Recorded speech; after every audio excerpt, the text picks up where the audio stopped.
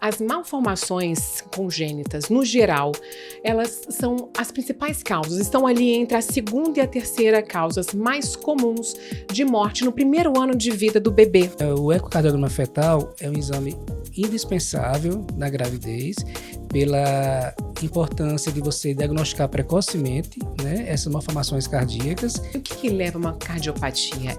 É genético? Boa parte delas são causas genéticas, né? Essa causa genética pode estar relacionada com alteração de cromossomo ou por algum gene, né? Você também pode ser por causas ambientais, como o uso de medicamento, pode causar alteração no funcionamento do coração e na formação dele. Que tipo de remédio? Remédios anti-inflamatórios, né? Remédios anticonvulsivantes, né? Então, assim, são algumas medicações que você tem que usar com cautela, né?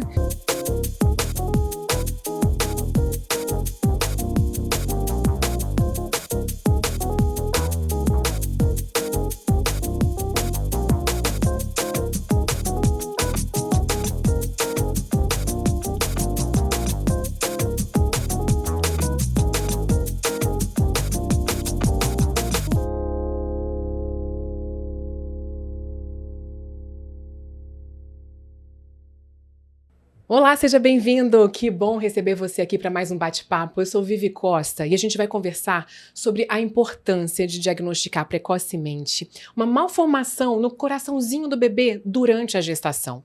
Só para vocês terem uma ideia, as malformações congênitas, no geral, elas são as principais causas, estão ali entre a segunda e a terceira causas mais comuns de morte no primeiro ano de vida do bebê. E a gente fica se perguntando, então, tem cura? Como diagnosticar? Como é que é o tratamento nesses casos?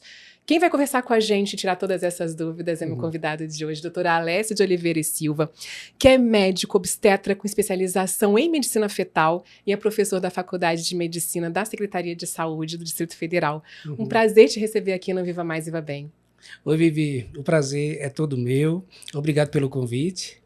E muito bom estar falando com você, com os seus ouvintes, esse tema que é tão importante e causa impacto enorme, né, na vida dos nossos bebês. E que tem chamado muita atenção, né, doutora Alessia? Vamos entender primeiro, assim, a gente fala em cardiopatia congênita. O nome, às vezes, parece um pouco difícil de entender. Explica pra gente o que é. Na verdade, é a formação do coração, né? Então, desde das primeiras semanas, primeiros dias de vida, né, intraútero, na fase de embrião, então começa a desenvolver o sistema cardiovascular. E nesse processo, que é muito complexo, né, pode haver algum erros de diversas causas, né, e que pode resultar no coração que está com a estrutura dele, a anatomia dele, ou funcionamento comprometido. Então, uma malformação congênita é isso. É uma malformação que ocorre desde a formação do bebê. Ele já nasce com essa malformação? Já nasce desde a sua formação e que isso aí pode repercutir na vida do recém-nascido, né, e também no adulto, quando ele não for diagnosticado e tratado oportunamente, né? E existem, então, alguns casos que estão sendo muito falados, né, artistas, pessoas públicas que estão falando sobre cardiopatias congênitas de filhos que estão precisando passar por uma cirurgia logo no início ali, né, recém-nascidos. Isso tem sido servido de alerta para vários pais. A gente vê agora que a bebezinha da Tayala Ayala, do Renato Góes, que aos 2 meses de vida precisou passar por uma cirurgia, o Juliano e a Letícia Casarré também estão aí lutando com cirurgias para que a filha deles tenha uma vida mais saudável. E esse diagnóstico que eles tiveram ali pode ser feito durante a gestação e isso muda todo o percurso desse tratamento? Quando a gestante ela tem acesso, né, a um pré-natal que oferece um exame chamado ecocardiograma fetal, quando também ela é submetida a exames morfológicos que tem com a intenção de avaliar a morfologia dos sistemas do bebê, então você dá condições desse casal ter o diagnóstico intraútero, que isso é o ideal, né?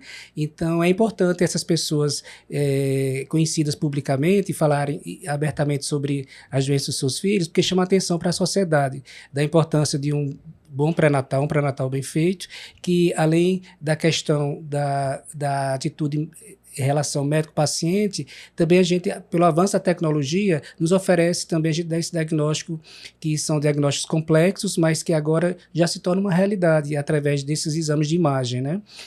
Qual que é a importância desse diagnóstico precoce?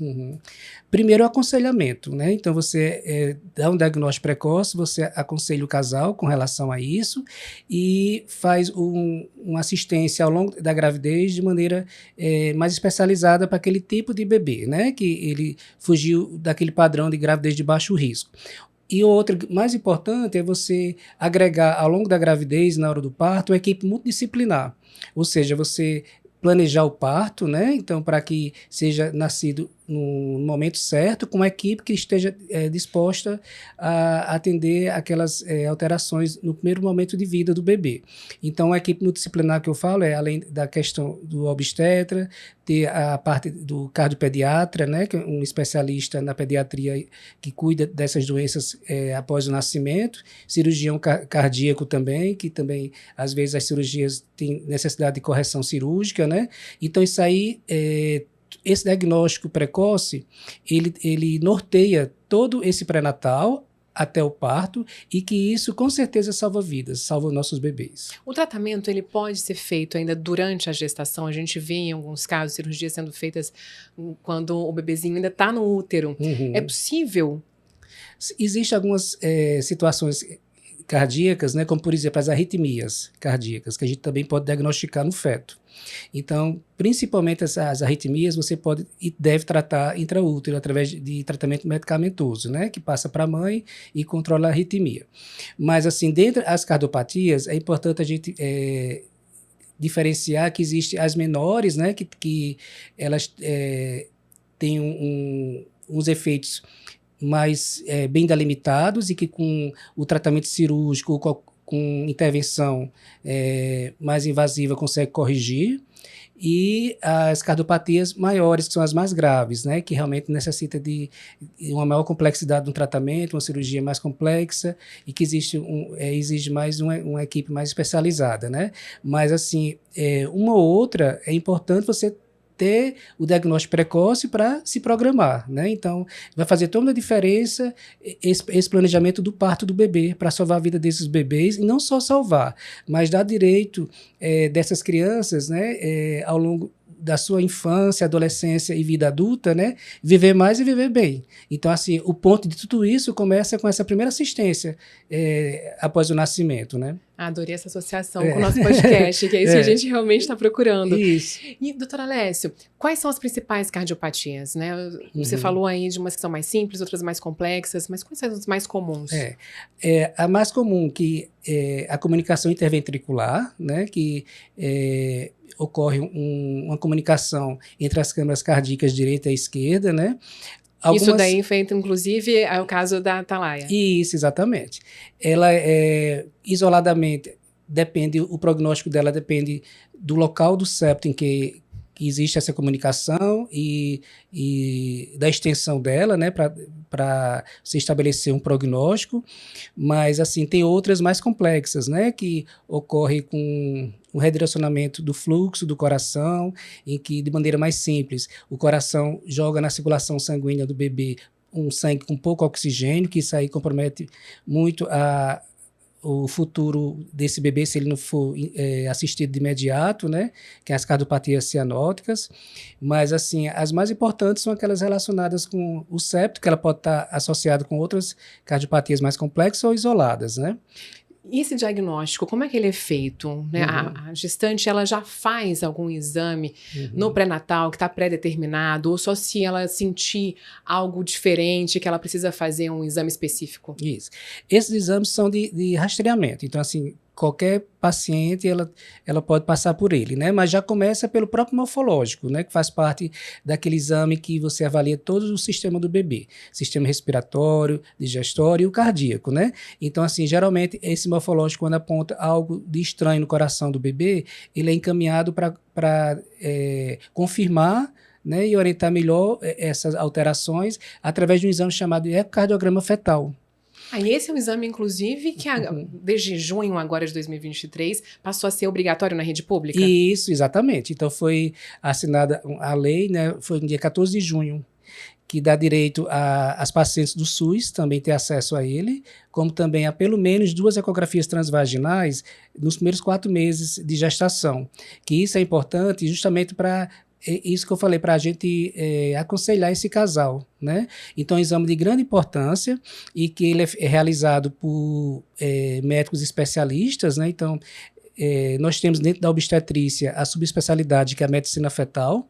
Então, a medicina fetal, ele contempla essa capacitação para você realizar esses exames, que é o exame voltado para o coração do bebê. Então, ele vai avaliar tanto a anatomia do bebê, a estrutura do coração, como também o funcionamento desse coração. E para poder dar esse diagnóstico oportuno e daí ter todo esse desdobramento, né, do aconselhamento dele.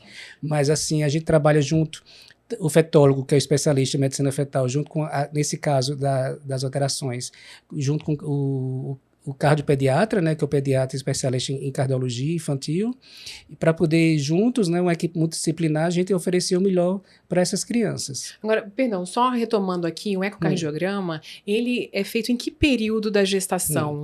Certo. Ele pode ser feito no primeiro trimestre, né? Então, a partir do morfológico do primeiro trimestre, ele pode ser feito, mas, assim, existe uma janela de tempo que a gente consegue ver melhor essas estruturas, que é a partir de 28 semanas. Entre 28 semanas a 32 semanas de gestação é um período melhor para você avaliar.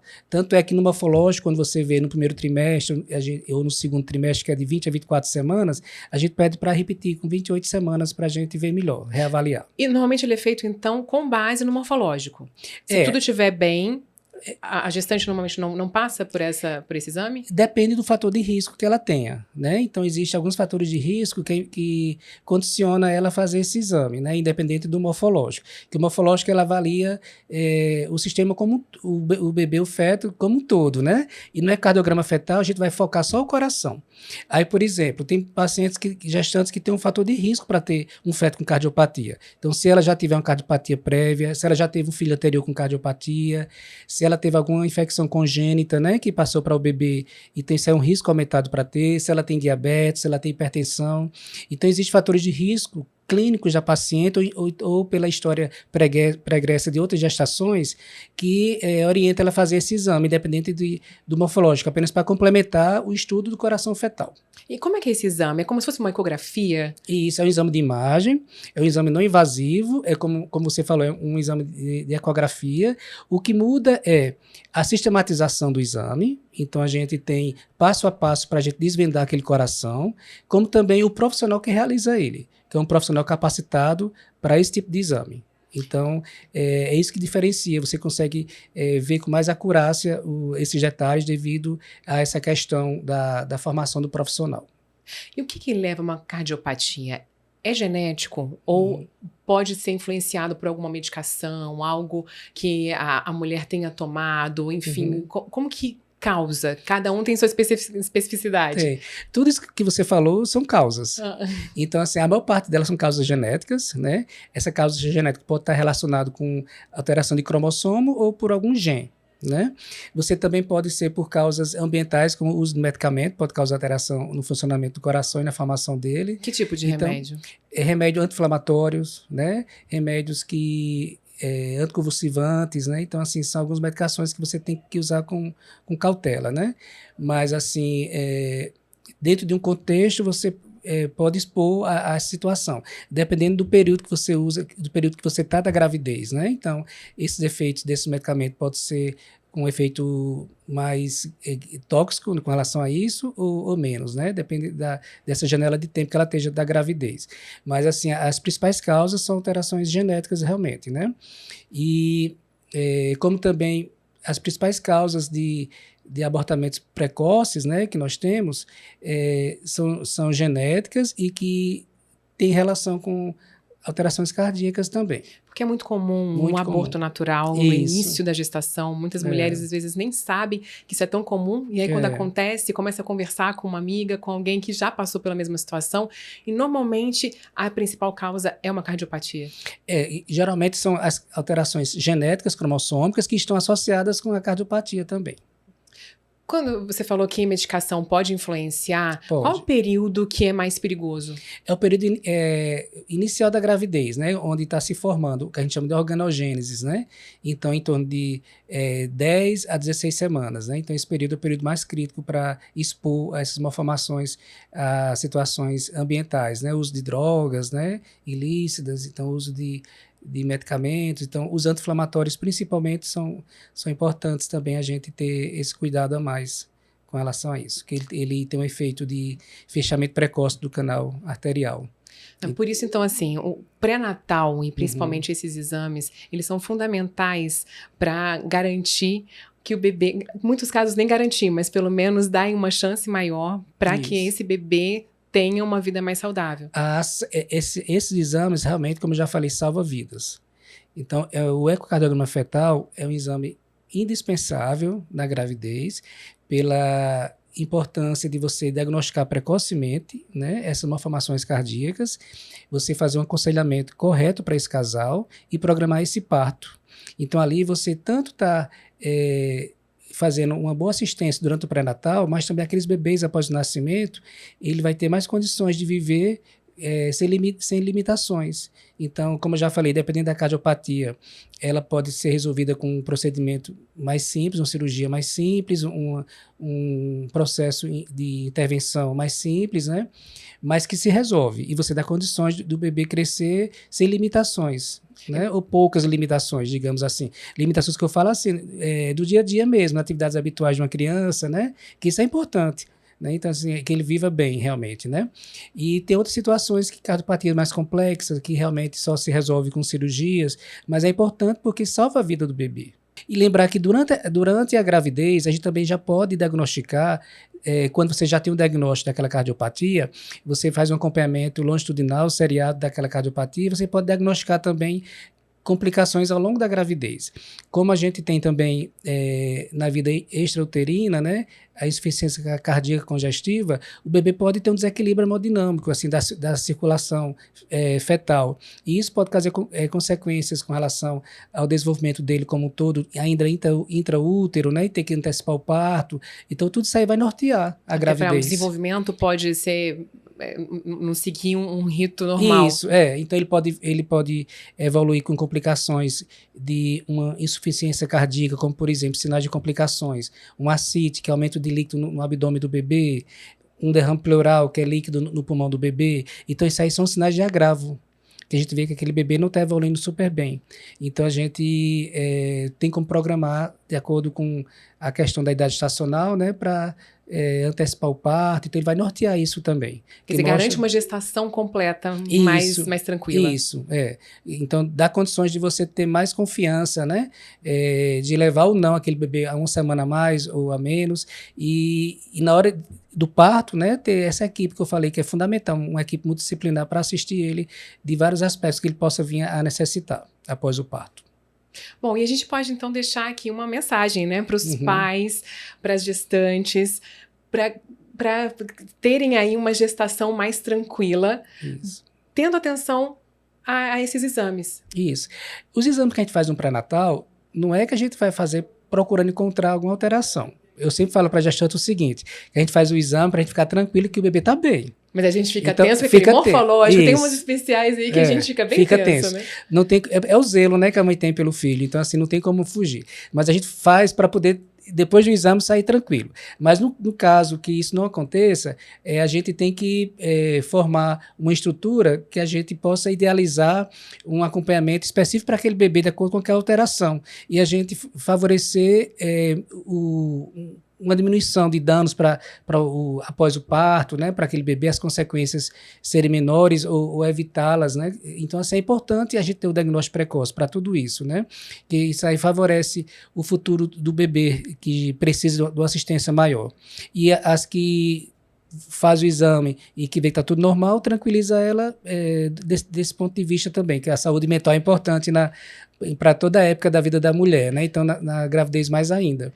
Sem dúvida. Mas, a gente tem que enfrentar para poder tratar da melhor forma possível. Então, assim, o que é importante, que eu gosto de falar, quando você tem um exame alterado, a gente tem que conhecer qual é o real sentido daquela alteração. o médico fazer o aconselhamento para vocês, explicar como é que pode progredir, né, de piora ou não, e como é que vai ser o parto. Por quê? Porque no momento que você faz um diagnóstico precoce de qualquer alteração, no caso aqui a gente está falando de coração, malformação cardíaca, né? É importante que a gente vai fazer o nosso melhor para o seu bebê, né? Claro. Então, ele tem uma situação que saiu do habitual, mas assim, a gente vai trabalhar juntos, né? A equipe de profissionais, junto com o casal, com a mesma intenção, que é fazer o melhor para o bebê. E a gente vai dar o melhor para o bebê, garantindo essa boa assistência. Eu acho que é assim que a gente tem que pensar. Quando a gente está diante de um diagnóstico que a gente se depara como surpresa, mas a partir dali a gente tem que pensar isso. Não, existe a situação, é a real, né? Mas a gente vai trabalhar juntos para fazer o nosso melhor para aquele bebê. Não fazer o exame acaba gerando uma possibilidade dessa gestação não ir até o final. Isso. Né? E diagnosticando precocemente, consegue fazer todo esse acompanhamento para que esse bebê possa ter uma vida mais saudável. E evitar aquelas surpresas após o parto, né? Que o bebê que não tem esse diagnóstico intraútero, quando nasce no local que não está esperando, né? Essa situação, isso compromete muito a vida do bebê. E não só com relação à própria vida mesmo, perder aquele bebê no período perinatal, como você falou no início, como também as sequelas que isso pode vir trazer para o bebê, né? Então, assim, a gente não quer mais que os bebês cardiopatas, então, passem por isso. A gente quer realmente trabalhar juntos para que eles tenham um diagnóstico oportuno e que após o nascimento ele possa fazer o tratamento adequado para cada situação e que ele possa viver uma criança sem limitações ou quase igual a qualquer outra criança que não passou por essa realidade, né? Eu acho que o grande objetivo de uma boa assistência é essa, né? A gente favorecer isso, que essa criança possa viver de maneira plena, né? Dentro da sua realidade. E torcer para que esse exame também esteja disponível cada vez mais na rede pública. Essa lei que foi assinada agora, como você citou, né? Ela dá uma sensação de progresso para a gente na sociedade, né? Eu acho que é o pontapé inicial. Então, a gente torce para que os gestores, que eles possam realmente viabilizar, né, esse direito da gestante, do sistema público, e que possa reestruturar, né, toda essa rede de assistência pública para que essas pacientes sejam realmente atendidas de forma digna, né? Então, todas as pacientes merecem, então a paciente do SUS também. Então, ao ver essa lei, a gente sabe que a realidade ainda não permite isso do ponto de vista prático, né, sendo sincero, mas eu acho que a lei causa em mim aquela sensação de progresso. Então, não, a gente está caminhando para isso, né? Então, eu acho que é um pontapé inicial e cabe a todo mundo cobrar que isso aí realmente seja cumprida, né? Que a lei já existe, aí foi aprovada. Sim, até a importância da gente estar comunicando isso, porque muitas pessoas nem sabem que virou lei, e essa é a forma da gente cobrar também, porque as mulheres, elas podem ter aí uma vida muito diferente, mais saudável diante desse diagnóstico precoce. Pode falar. E o assunto é tão importante, né, que a gente não pode esquecer que o mês de junho, né, foi o mês de conscientização das cardiopatias congênitas. Então, como que é importante a gente falar sobre esse tema, né? Então, a lei foi aprovada nesse período, foi dia 14 de junho, devido a isso, para chamar a atenção. Acho que é uma mensagem que a gente está dando para a nossa sociedade do ponto de vista de melhoria dessa assistência, né? E é recente que o mês de junho passou a ser... Sim, é recente também. Devido a toda essa conscientização, quanto mais profissionais envolvidos com esse estudo do coração fetal, né? Mais a gente está conseguindo diagnosticar essas malformações. Você vê que cada vez mais pessoas públicas estão indo à mídia, né, falar da sua experiência pessoal, suas experiências pessoais. Agora, isso é fruto de um trabalho, né, de um trabalho de especialização médica, que a gente tenta oferecer isso. Então, agora a gente pode dizer que a gente já está no Brasil em condições de a gente trabalhar sempre crescente nesse sentido de diagnosticar as cardiopatias congênitas. Doutora Alessi, muito obrigada por tirar as dúvidas aqui pra gente. Eu espero que quem está ouvindo a gente possa realmente ter uma vida aí mais tranquila, mais saudável, uma gestação tranquila. Né? A gente sabe que fazer esse diagnóstico nem sempre traz uma tranquilidade ali para os pais, né? Mas é isso que a gente precisa rever. Né? Fazer o diagnóstico de uma doença dessa, enquanto ela pode ser tratada de uma forma mais específica, ajuda, inclusive, nessa gestação, o bebê ter uma vida mais tranquila. Eu que agradeço, Vivi, pela oportunidade. Queria dar um abraço para a seus ouvintes, né? E dizer que a gente está sempre à disposição para falar sobre a saúde como um todo. Obrigada, doutora Alessio. Valeu, que agradeço. Espero que a gente tenha ajudado muitas pessoas. E até a próxima.